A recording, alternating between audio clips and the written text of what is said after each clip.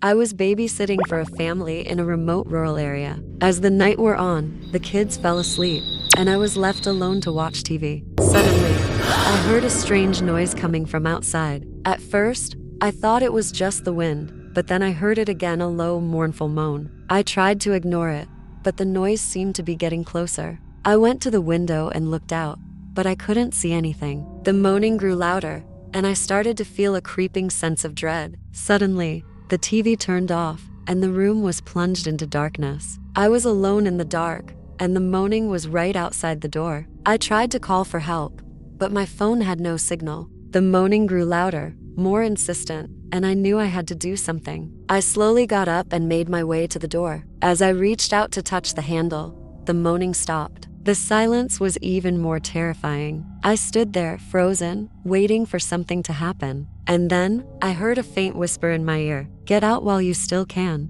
I spun around, but there was no one there. The whisper seemed to come from all around me. I knew I had to get out of there fast. I grabbed my things and ran out of the house, not stopping until I was far away from the rural area. When I finally stopped to catch my breath, I realized that I had left the kids behind. I rushed back to the house, but when I arrived, everything was normal. The kids were asleep, and there was no sign of anything out of the ordinary. But as I looked around, I saw something that made my blood run cold. A note on the kitchen table with a single sentence, "They're not safe. Do you need more scary stories? Support and subscribe."